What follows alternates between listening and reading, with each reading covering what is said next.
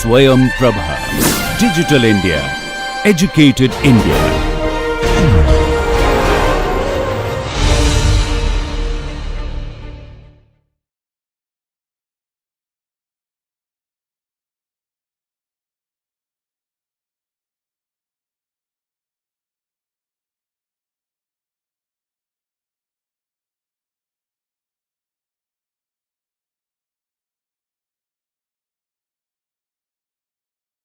Hello and welcome to Marketing Management, a VUCA perspective.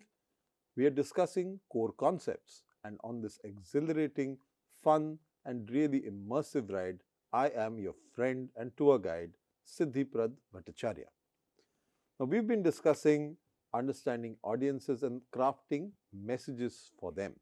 Now, with that in mind, we've also discussed how the foremost minds like Seth Godin have said that it's not you who are being judged, but the value of what you're bringing to the table is being judged.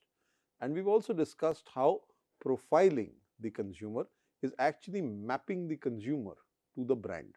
So, therefore, you understand how your consumer profiles help in crafting the path to link the master brand planning, and you get that framework to get better messaging accuracy going.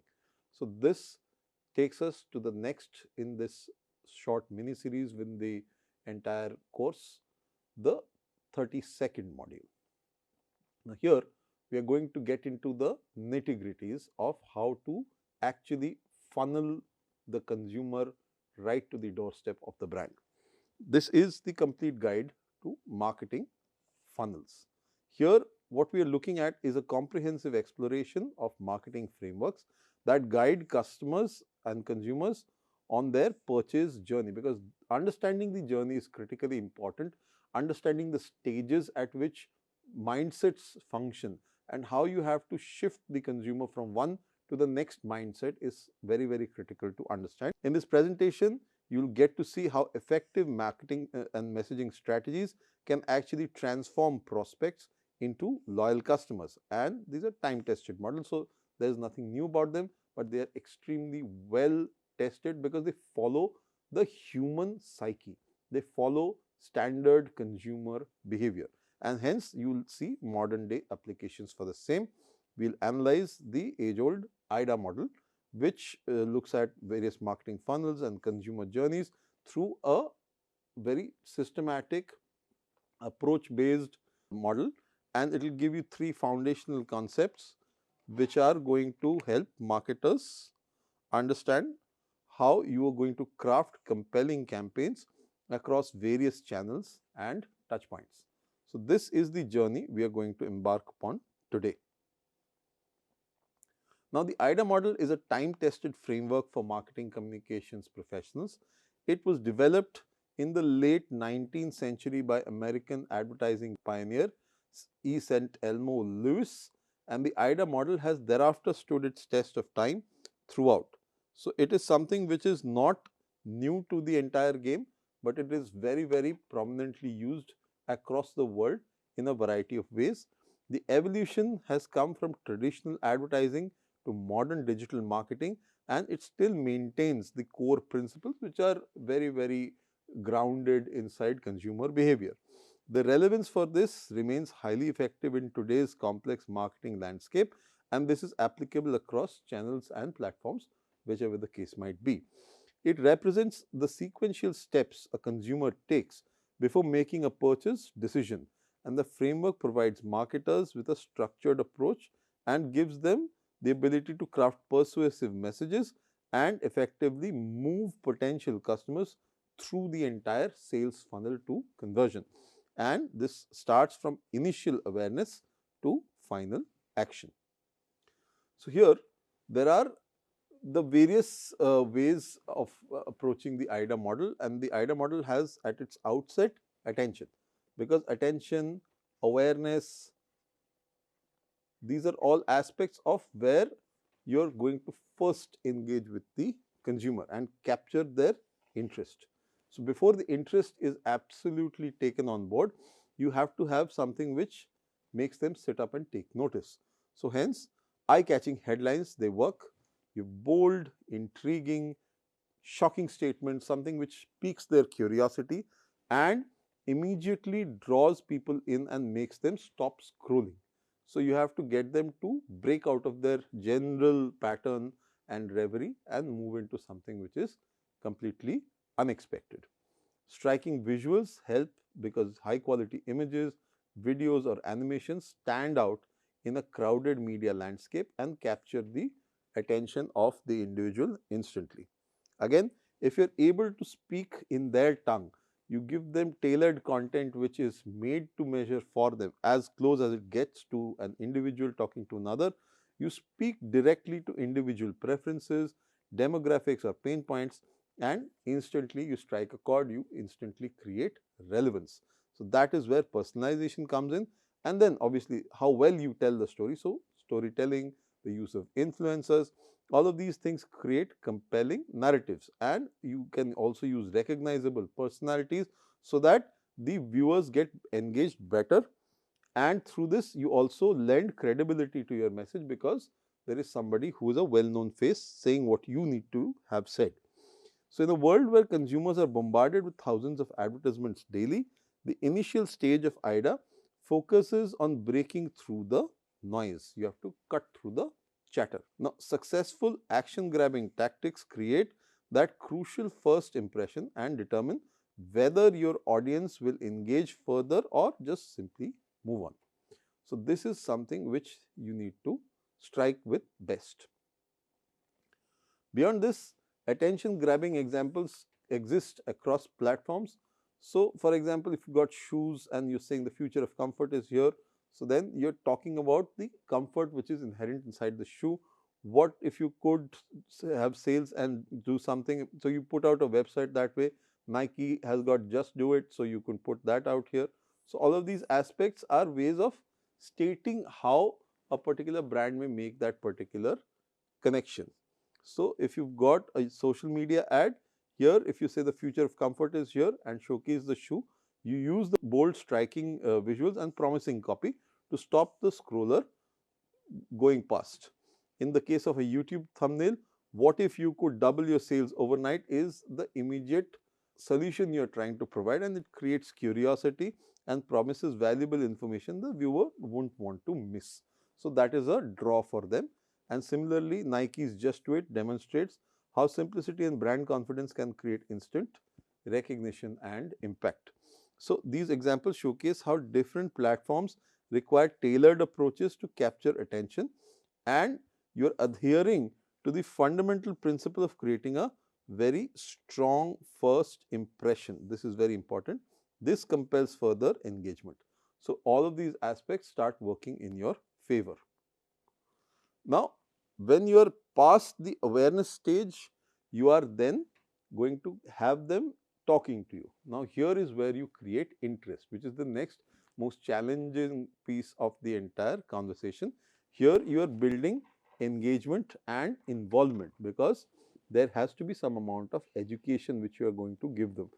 Here you are going to provide insights, statistics, case studies, add some value, establish yourself as a brand, or even maybe as a knowledge leader in the industry. So, all of these aspects of conversation are going to happen here. You are going to ask engaging questions to help them think their situation through, realize their problem better, maybe craft it out in a better way in their own minds. The interaction through polls, quizzes, thought-provoking queries, all of these invite audience participation. The better the participation, the more engaged your audience is, and then if you've got a product to showcase, you demonstrate in front of people. So, you showcase your product benefits, explain how through videos or give live demos, and help your audience visualize what it is that you're stating as a value proposition. How is it that you stand different from competition? What is it that they will find with you when they don't look at competition? And finally, social proof, because they are not the only ones who are benefiting from it, there are others. So, social proof has become increasingly important to showcase nowadays because people believe of strength in numbers, and so therefore, featuring the testimonials of people who have already experienced it, reviews from people, and user generated content which showcases how people have reacted to your particular product or service. This builds trust and credibility because it's not looked at as typical marketing, but it is looked at as somebody's honest response to what is there, a consumer speaking to another consumer in their own voice, and this builds authentic experiences. So once attention is captured, then the challenge shifts to sustaining that interest. You have to continue keeping them within the fold. They're through the door, but you have to keep them in the room. And consumers only continue engaging if the content they find is relevant, valuable, and or entertaining. The stage focuses on deepening the connection and encouraging further explanation of what you have on offer. Now, here interest building examples that work, whether you're doing some sort of a SaaS blog content, or you're doing a fashion brand poll, or you're doing some behind the scenes content which sort of exposes some very nuanced understanding about a brand. A SaaS company which offers a blog post titled How to Boost Productivity by 200% using AI tools.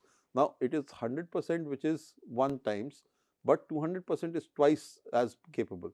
So, therefore, combining practical value, which is what people expect when they go through the particular blog, and an enticing promise, which is a very tall one as well. So, here it keeps readers engaged through the entire piece of useful information as they go through the blog post. Here, in the case of the brand poll, a fashion brand releases an Instagram story asking which color should we launch next, and so therefore gets consumer responses, and this simple interaction makes customers feel involved because they feel that the brand has certain decisions which they take basis the consumer input and keeps them invested in future product, because everybody who has ever given an exam would definitely want to come back and check what results they've got. This is typically very similarly structured, and so therefore people engage and they want to come back and find out what happened as the result of their little experiment.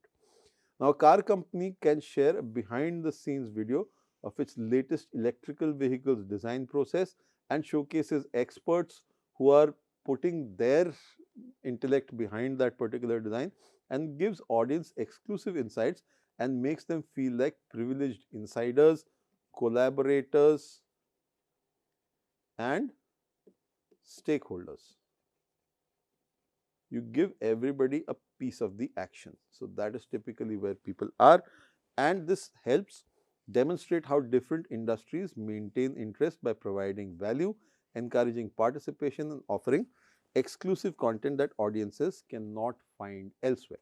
So, this is where you keep them inside the room like we spoke of. Now, the next part is desire. Now, once you have created interest, now how do you move them to that next stage where they feel that, hey, this is for me, I need this, I want this, I must have it.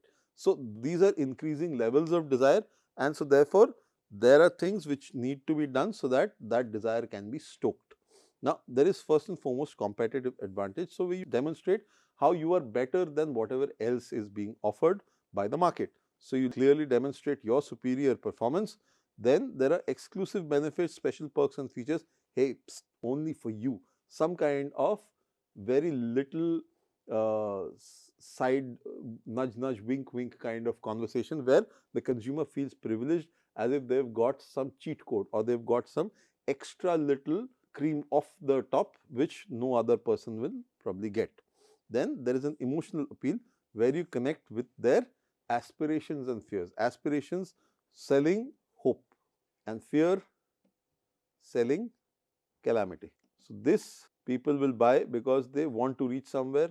This people will buy because they don't want something to happen to them, and then get them to quickly open their pockets and shove the money into your hand. So, scarcity and urgency. So, you put in limited stock.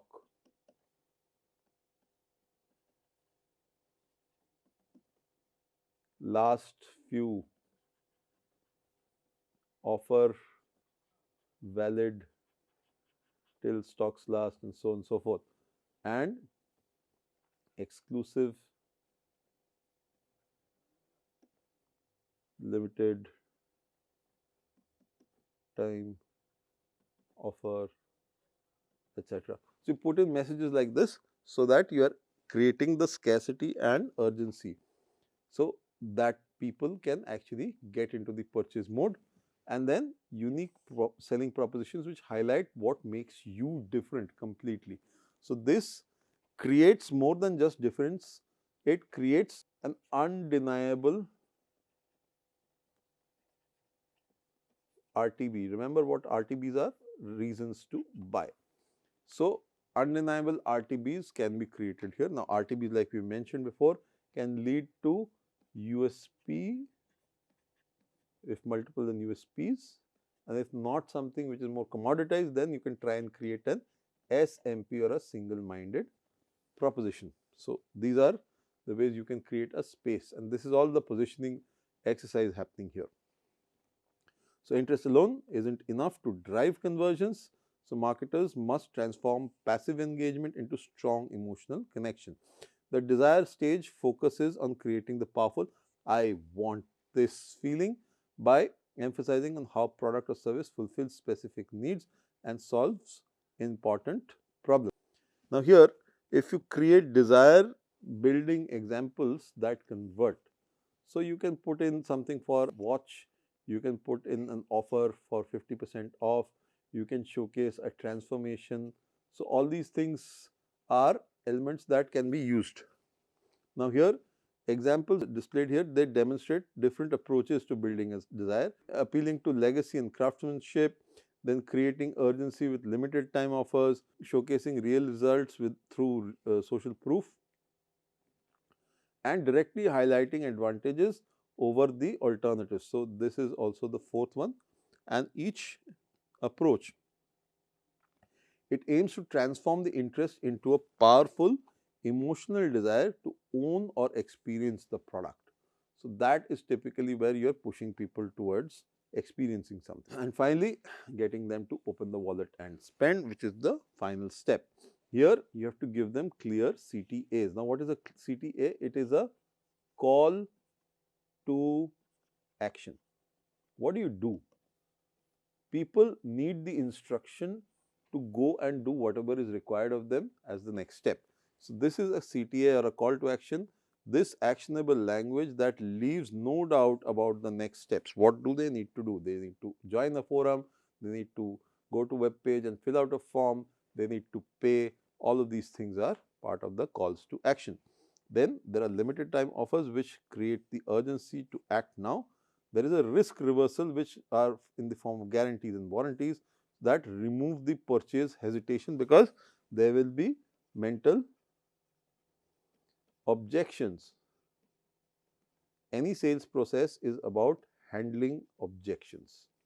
Objections are the roadblocks which people create around the sale, and so you have to carve your way around these. And if you simplify the process, that there are minimal steps to complete the transaction, it makes the chance of actually getting into that particular space all the more higher. The final stage of IDA is prompting the audience to take action, whether it is making a purchase, signing up for a newsletter, downloading an app. Strong call to action is crucial for converting interest and desire into tangible results. Now, with all this, action driving examples that work will give you better conversion, because this is all numbers led, because actions are measurable. So, hence 72% conversion increase when you are using urgency based call to actions with countdown timers compared to standard buttons. 3 times higher click through rate when you are offering risk free trials and remove the barrier to initial commitment. 65% abandoned carts are recovered when there are follow up emails with personalized discount incentives. Effective action driving tactics create a sense of urgency and remove friction from the decision process, and the most successful brands combine clear instructions, compelling incentives, and simplified processes to make the final step as seamless as possible, resulting in significantly higher conversion rates. Now, IDA across different marketing channels can be implemented, but each has its own way of adapting to the framework.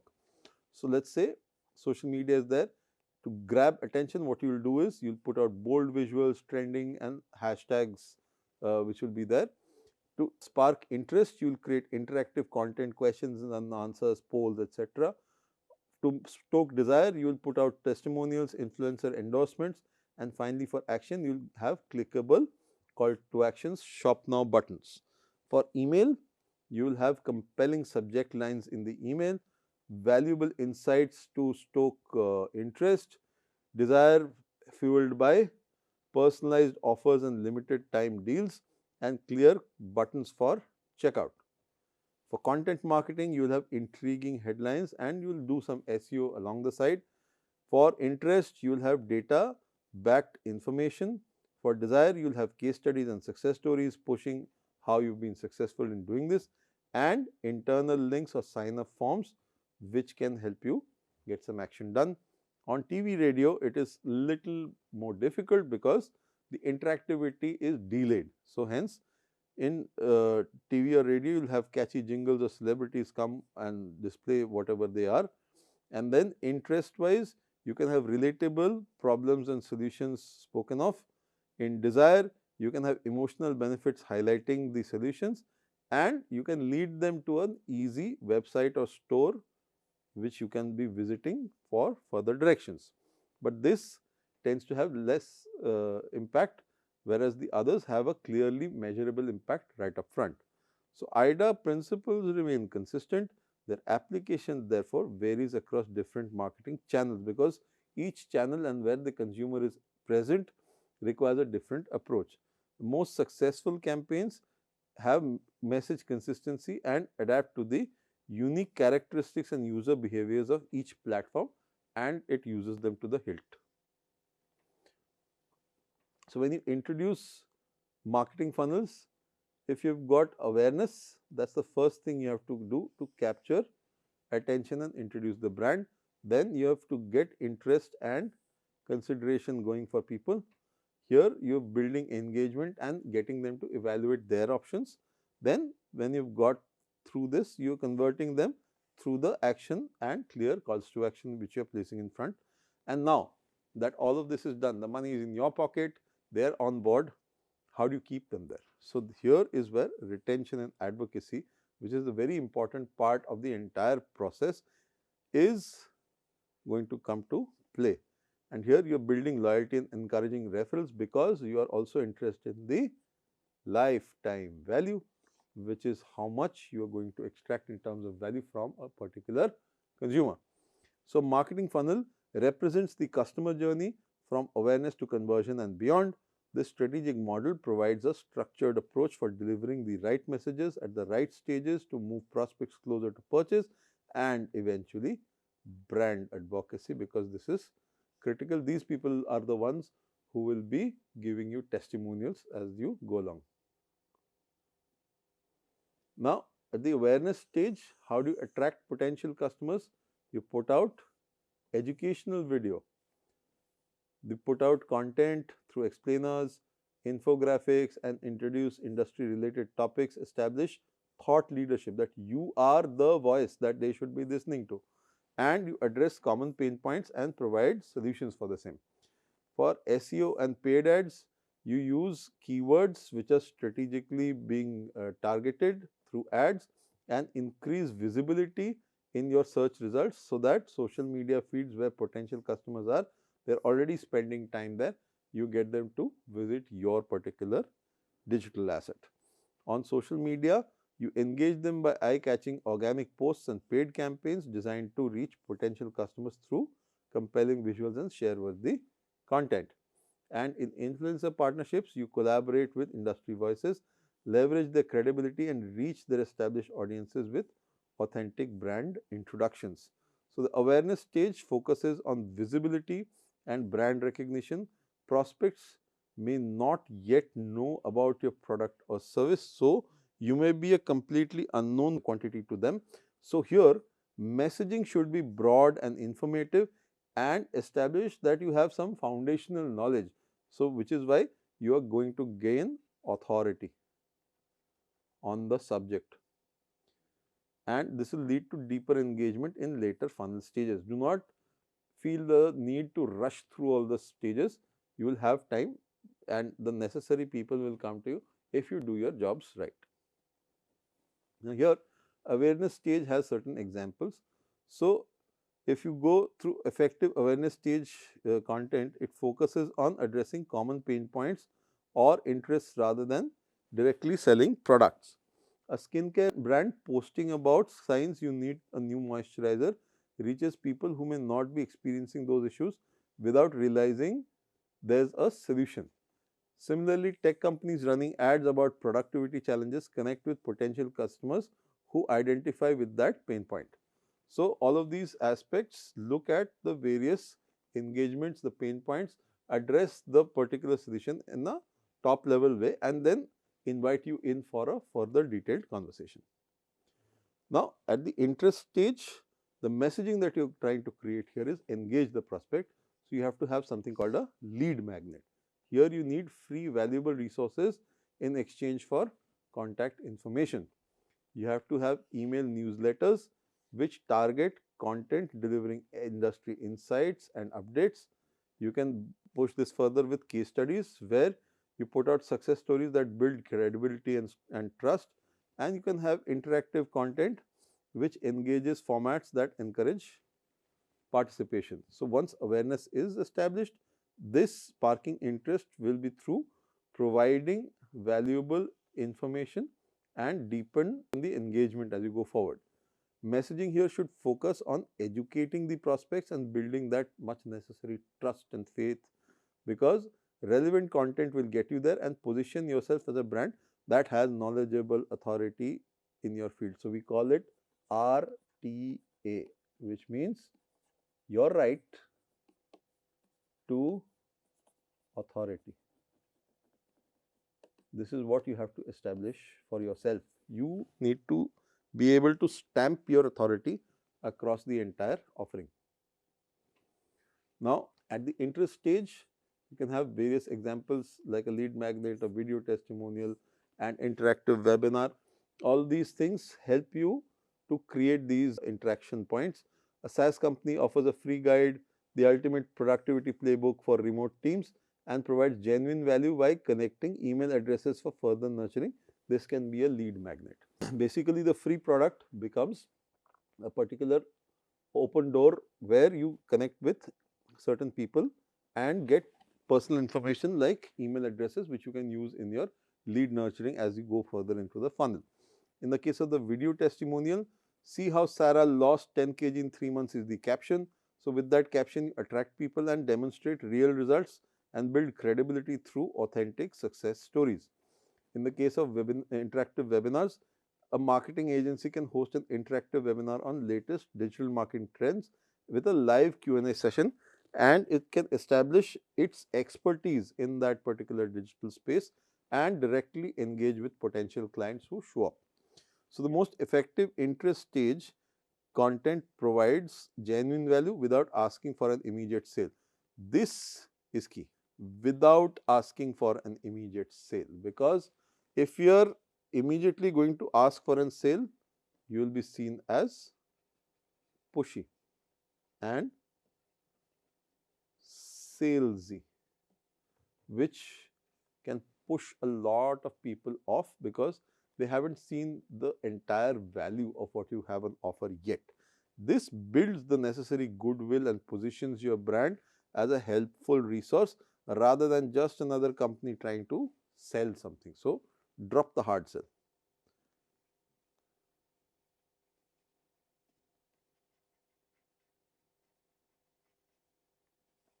And give it some time, and don't be seen as pushy and salesy. At the consideration stage, you are nurturing the leads who have already parked their information with you. Here you put in product comparisons, you do side-by-side analysis that demonstrate how your solution stands out from competitors, and you highlight unique features and benefits that address specific pain points. You give webinars and demos. Here you can do in-depth presentations and showcase your product features, use cases and benefits through interactive formats which give the audience a chance to ask you and you can personalize your demos for those requirements. When you send out emails, personalize them as a follow-up based on previous interactions and expressed interests, and deliver relevant content that moves prospects closer to a decision.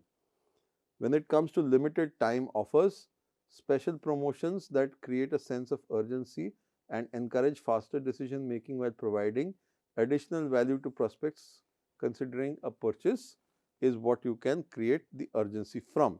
So, your messaging should differentiate your brand from competitors and highlight key benefits that address the specific needs and pain points of your target audience. Now, at consideration stage, you can have a lot of things you can talk about in your messaging. You can talk about, when you're talking about your tool, you can talk about the ease of use which you got pegged better than your competitor. So, that is where you strike a very, very big chord with your consumer prospect, and features also you are exceeding them on. Support wise, you've got way better support, and price value also you come across as the top dog. So, therefore, you're trying to knock your competition out at each particular stage. The project management software company sends an email with the subject, how do we compare? Why your tool, whatever the name of it is the best alternative to the competitor tool who we are trying to diss. Now, featuring a detailed comparison chart that highlights superior features. Meanwhile, a beauty brand offers a quiz, find your perfect skincare routine in 2 minutes, providing personalized recommendations that can make the decision process easier for customers. So, you're either talking about how you're stacking up against competition or how you can give better value and very quickly so in an educative way. Then you encourage action. You give strong calls to action which leave no doubt as to the next step, using powerful verbs like buy, join, start. Then you reverse the risk by money back guarantees, free trials and sample offers that remove the hesitation by eliminating the perceived risk of making the wrong decision. In case your cart goes empty, people forget to check out, you can target them with reminders with incentives for customers who have shown interest but haven't completed their purchase, addressing common objections. Again, if you see, common objections are where people are still mulling whether they should have spent or not. So, you have to solve this. This is the most important thing to keep ensuring that you keep getting sales as you go along. Social proof wise, keep giving reviews, ratings and testimonials and add them at decision points to reassure customers that the quality you are offering and the value of your offering both are impeccable. So, this is how you get them to stay on the course and keep with you until they end up paying. And then at the conversion stage, you can see how examples worked out. So, abandoned cart mails. So, here your cart is waiting, complete your purchase now and get 10% off is the little carrot you can dangle at them.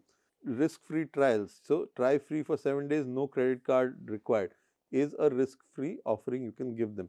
It removes all barriers to initial commitment by eliminating both financial and psychological risk. You're not even sharing your credit card information. So, hence, it's all happy and dandy for the prospect. You showcase social proof display and show how customer reviews and ratings next to the purchase button provide last minute reassurance about product quality and satisfaction. So, all of these things help create that necessary positive word of mouth about you. Now, retention and advocacy wise, you build long term loyalty. When you onboard people, you send out emails and tutorials and ensure a smooth start and proper product usage, setting the foundation for satisfaction, because it's not just where the sale ends, it's also the customer success.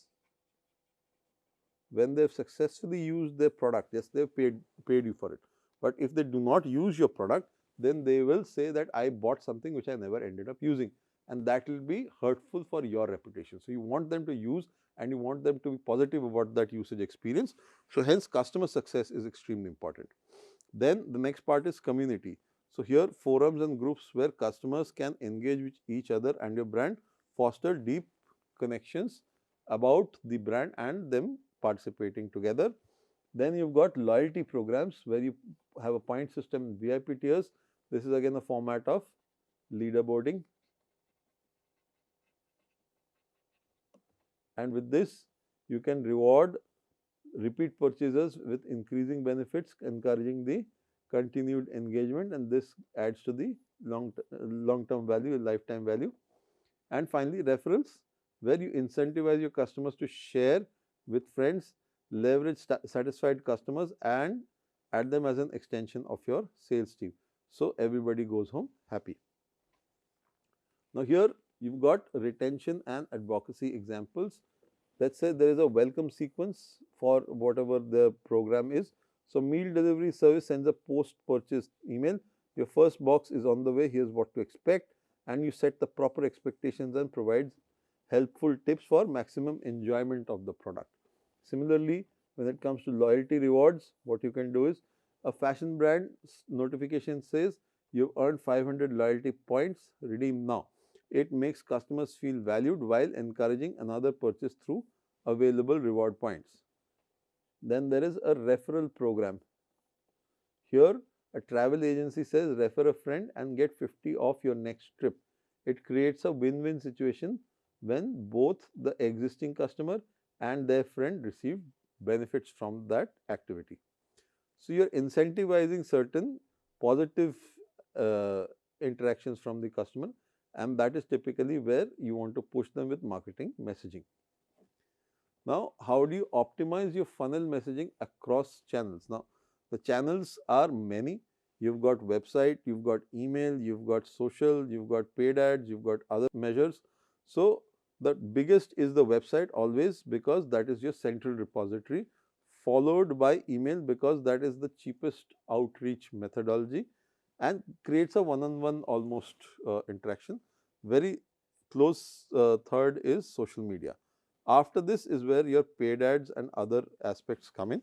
Each marketing channel requires that kind of tailored messaging to align with both funnel stage and audience behavior. So hence, while your website might be the primary conversion platform, email marketing often drives retention. Social media excels at awareness. The most successful strategies ensure consistent core messaging and optimizing delivery for each platform's unique characteristics.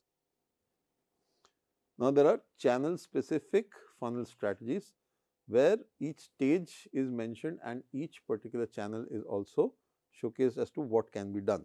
So, when you are talking awareness, websites use blogs, posts and SEO. For emails, use welcome emails. For social media, use viral content and influencers. At the interest stage, on websites, use value propositions. Email, use educational newsletters. Social media, use polls and question and answer sessions. Consideration stage, product comparisons, personalized recommendations at email, and product demos and testimonials at social media. Conversion wise, have streamlined checkout.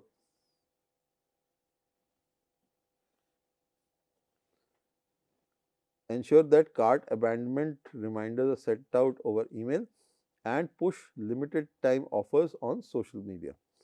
And when you come about retention, loyalty, etc., member dashboards work well at the website, loyalty rewards work well over email, and community challenges at the social media level.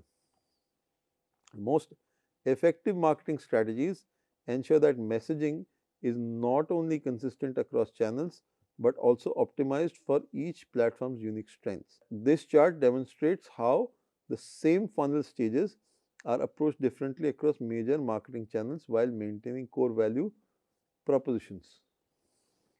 So, when we get into consumer journeys, you start with awareness, you get into consideration, you get them to make a decision, you retain them, and once they are absolutely with you, they start by their own volition becoming advocates for the brand. And the consumer journey represents a complete path a potential customer takes from their first brand encounter to becoming a loyal advocate.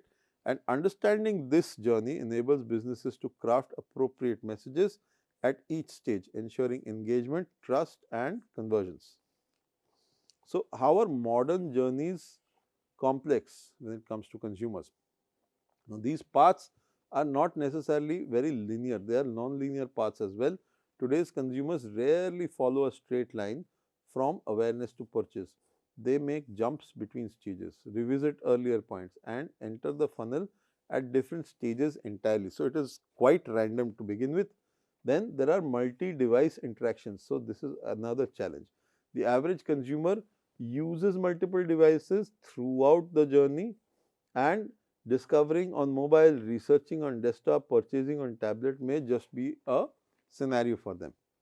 There are other omni-channel expectations as well. So, consumers expect seamless experiences across all touch points, which are website, physical store, social media, customer service, and all of this with consistent messaging and remembered preferences. And then there are variable time frames to the entire exercise, because journey duration varies dramatically between industries and individuals, from minutes to for impulse purchases to months or years for major decisions like B2B services. Today's customer journeys are complex, and traditional linear methods and models do not work, they are just suggestions. So, effective messaging strategies must account for these complexities by creating consistent yet adaptable touchpoints across all potential pathways. Now, at the awareness stage, how are you capturing attention? At the awareness stage, consumers become conscious of a problem, and that actually manifests as a need, and they begin to seek information, figuring out how to get to the stage where they are past that particular problem. The objective here is to capture their attention and introduce your brand as a relevant solution. Effective messaging at this stage focuses on problems rather than products, establishing the necessary credibility before attempting to sell anything, because that will get them to align with your way of thinking rather than, like we discussed earlier, you being seen as too pushy or salesy. So, at the consideration stage, you start educating and building trust with the particular audience. You put out your lead magnets, you put out product comparisons, you put out testimonials, and you put out interactive content. And when you do so, at the consideration stage, consumers actively research and they evaluate various different options that they have at hand. So, the goal is to position your brand as the best solution through educational content and build the trust while highlighting your unique strengths and addressing potential concerns. Concerns, objections, everybody has these. So, you have to solve the objections so that you can actually look at how you convert them into a paying customer.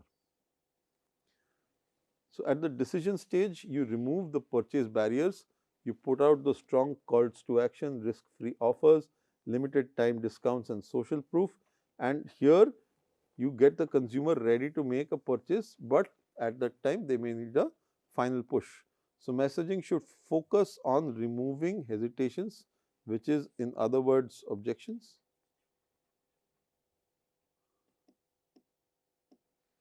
and reinforcing value through urgency, and that guarantees and gives you social validation as well. Now, this critical moment requires a perfect balance of encouragement with not giving pressure. Now, at the decision stage, messaging examples could be from the case of an abandoned cart recovery, a risk-free trial, or social validation. So, all of these could be various aspects through which you can gain a way to do all these activities. For the cart, the well-timed email reminder with a special discount to overcome price objections can create that particular sense of urgency to complete the interrupted purchase. A risk-free trial is a subscription service. So, therefore, you remove all barriers to initial commitment by eliminating both financial risk and the hassle of remembering to cancel if not satisfied. So, this automatically brings people closer to that particular purchase. On the social validation bit, a product page strategically places authentic customer videos and photos showing the product in real world use, providing powerful social media at the moment of decision.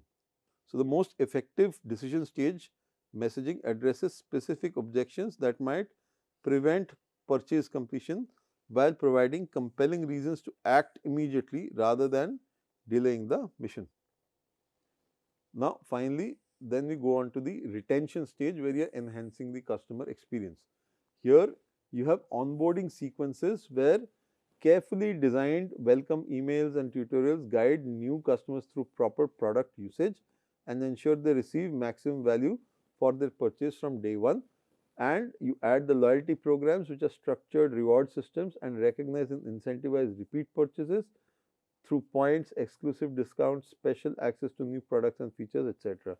Customer support wise, you provide assistance and ensure troubleshooting of resources that demonstrate your commitment to customer success beyond the initial sale through multiple support channels. And finally, you've got personalized communication where targeted messages based on purchase history, usage patterns and preferences maintain engagement through relevant recommendations and special occasions so that you are constantly very softly nudging the consumer towards completion and therefore having a great experience to say about your product. So, when you advocate, you create brand ambassadors, and here the trust factor is supremely high. You create about people who give 92% trust to your brand because people know this better than any other form of advertising, and 2.3x higher conversion if referred customers convert at higher rates than non-referred prospects. You have 37% higher retention where referred customers can show significantly better retention rates long term, and 16% higher lifetime value. Here customers acquired through referrals will stay on for longer and probably spend more at your store. So, bringing in new customers through word of mouth marketing carries uniquely high credibility, and this advocacy stage focuses on transforming satisfied customers into active promoters through structured programs and genuine appreciation. So, when you are talking about advocacy, you are talking about a variety of messaging strategies which can be utilized. Here again, you have got referral incentives which actually add that particular benefit post purchase. You have got user generated content, something which is the big draw when it comes to social media nowadays, and then you have got exclusive communities. These communities are actually full of people who are supporting the brand itself. We've talked about this in detail as cohorts and tribes. So, these communities can be further used to foster support for the brand. So, in the case of referral incentives, you can create structured programs, and these structured programs can reward customers for bringing in new business, which is through dual sided incentives, and these benefit both the referrer and the new customer. So, both ways it is a twin side win-win gain which happens. When you are talking about user generated content, you encourage customers to share their experiences on social media, and this is something which is done through contests, hashtag campaigns, features that showcase real users enjoying your products, and because they are real users at the end of the day, it will structure the response also from onlookers. Onlookers will find it something which is relatable and something which is worthy of being believed. That will bring more people by the draw to your digital space. Similarly, when it comes to exclusive communities, when you invite loyal customers to join exclusive groups, because you have to reward the loyal customer in a way which is over and above your regular customer. Here it will offer early access to new products, so you get a sneak peek. You put direct input on development, so their voices are heard, and special recognition of their valued status is given, so that they feel a little badge value in having associated with the brand, and their love and their advocacy grows from there on.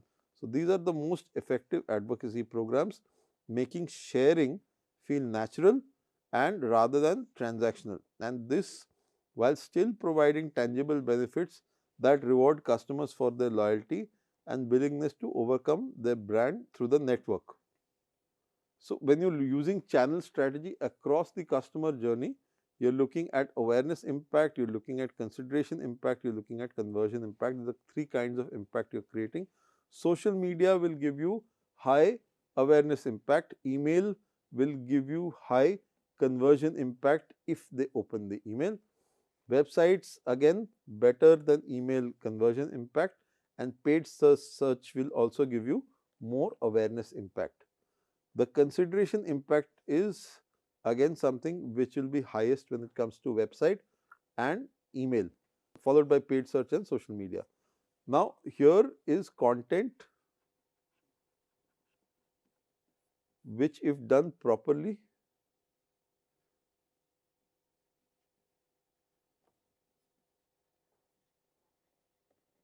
and if it is done integrated to brand visibility,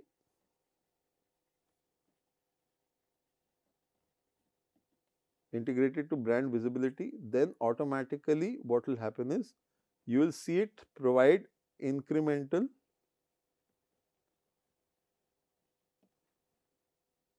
community building inflow over time. So, finally, we come at all the key takeaways from IDA, funnels and the consumer journeys. The frameworks of all these are complementary. They are in the similar space. They give you a different lensing to understand how each are juxtaposed against the other. IDA, marketing funnels and consumer journeys each offer unique perspectives that work together to create comprehensive marketing strategies across all consumer touch points. That is the first thing which is important to understand. Then once you've known which particular stage you are in, which particular media choices you've made, you create the message accordingly, and also definitely which particular audience you are aiming at. That is also critical.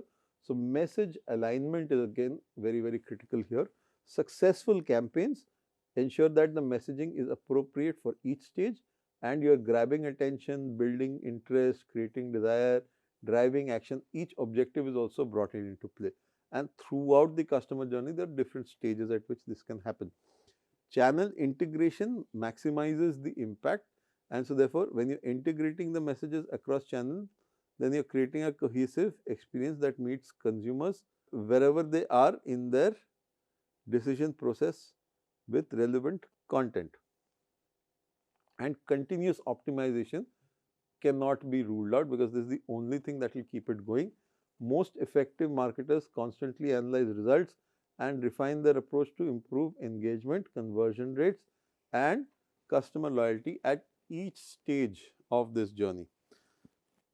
Hence, by understanding and implementing these proven frameworks, marketers can create more effective campaigns, guiding consumers smoothly from their first awareness moments to loyal advocacy. The critical thing to understand here is you have to recognize where the prospects are.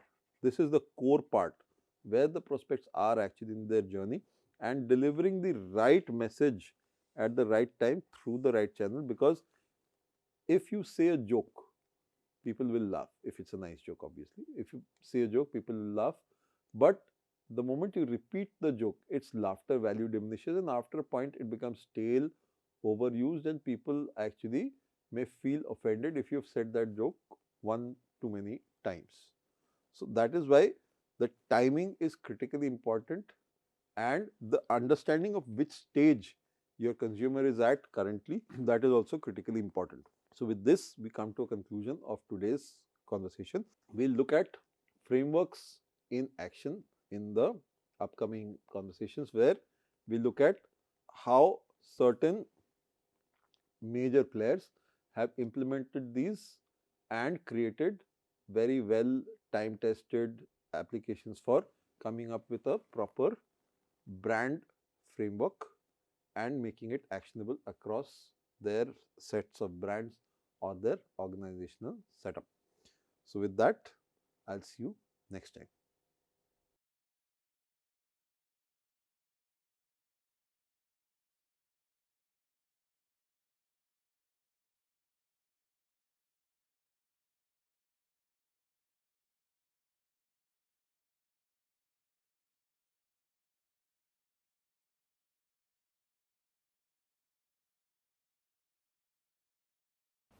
Hi, my name is Gillette Sam and I teach sociology at IIT Kanpur. I'm here to tell you a little bit about how we can think about globalization in a sociological manner. Now, one of the important concepts in the field of globalization and particularly global studies is that of global flows. It's a term that was developed by the sociologist and anthropologist Arjun Appadurai. He said that as the world is becoming a more and more global place, you increasingly see the movement of different types of things, both tangible and non tangible, across multiple national borders. Um, to begin with, you can look at how your day proceeds. I often need a cup of tea to actually start my day. Now, if you think about it, tea that we drink is not something that is that originated in India. It's actually a drink that comes to us from quite far away in China. And this is something that has happened not immediately, but it has happened 400 or 500 years ago. Um, so this kind of movement actually happened with the movement of people. Now, this kind of movement of people and goods is one category of flows that Appadurai talks about. A second category of flows could be financial flows. Uh, and a good way to think about this is the kind of volatility that you can see in economic markets today. For instance, in 2008, the whole world experienced a very serious economic jolt. Um, Developments in the country of Iceland had a huge repercussion across many, many countries in the world. Now, that gives you an indication of the kind of financial flows that are a part of globalization. So, we are not only talking about money flowing from place to place, but also financial decisions made in one place having an impact on other parts of the world. Appadurai also argues that there is a third category of flows, which he refers to as the flow of images or media. Now, this is something that I'm sure you're quite used to. Much of the programming that you watch on television today, for instance, you may actually be watching channels that have originated or programming that's originated elsewhere. More than that, it could also be that the programming that you see today is influenced by shows that have originated abroad. Similarly, you can have content that was made in India, which makes its way to other places in the world. For instance, we know that Bollywood films are extremely popular in many countries across Africa. So this kind of movement of media is, Appadurai considers it to be an important part of globalization. The fourth category that he talks about is the movement of ideas. So this means that ideas that are popular in one part of the world are not restricted to that part alone, but they actually travel across borders.